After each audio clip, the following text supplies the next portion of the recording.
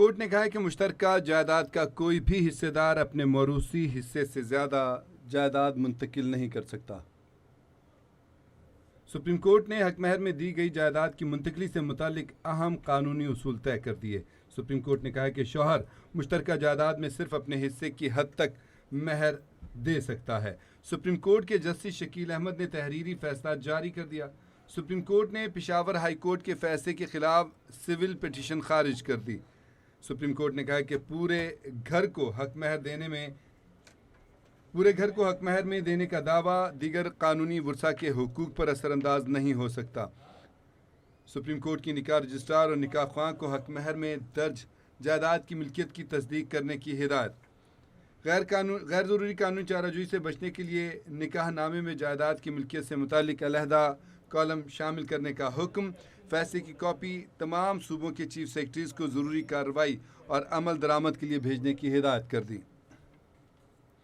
Supreme court نے حق مہر میں دی گئی جائیداد کی منتقلی سے متعلق اہم قانونی اصول طے کر دیے۔ سپریم کورٹ نے کہا کہ مشترکہ جائیداد کا کوئی بھی حصے دار اپنی موروثی جائیداد سے زیادہ جائیداد منتقل نہیں کر سکتا۔ اس حوالے سے مزید اپڈیٹس دیتے ہیں نمائندہ کیپٹل ٹی وی اسلام آباد سے نثار عابد ہمارے ساتھ لائن پر موجود ہیں۔ جی نثار عابد، اپڈیٹ کیجیے گا۔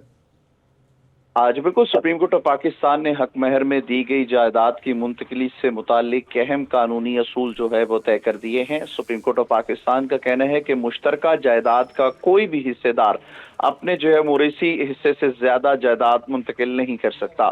مزید سپریم کورٹ آف پاکستان کا کہنا ہے کہ شوہر مشترکہ جائیداد میں صرف اپنے حصے کی حد تک حق مہر جو ہے وہ دے سکتا ہے۔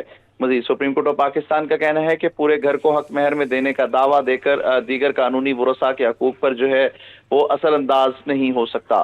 مزید سپریم کورٹ کے نکاح رجسٹرار اور نکاح خواں کو حق مہر میں درج جائیداد کی ملکیت کی تصدیق کرنے کی جو ہدایت ہے وہ بھی دی گئی ہے۔ اسی طرح جو ہے وہ غیر ضروری قانونی چارہ جوئی سے بچنے کے لیے نکاح نامے میں جائیداد کی ملکیت سے متعلق علیحدہ کالم جو ہے وہ شامل کرنے کا حکم بھی دے دیا گیا ہے۔ اسی طرح فیصلے کی کاپی تمام صوبوں کے چیف سیکرٹریز کو ضروری کارروائی اور عمل درآمد کے لیے بھیجنے کی ہدایت بھی کر دی گئی ہے۔ جسٹس شکیل احمد نے تحریری فیصلہ جو ہے وہ جاری کر دیا ہے۔ سپریم کورٹ نے پشاور ہائی کورٹ کے فیصلے کے خلاف سول پٹیشن جو ہے وہ خارج کر دی ہے۔ جی بہت شکریہ آپ کا نثار عابد، آپ نے تفصیل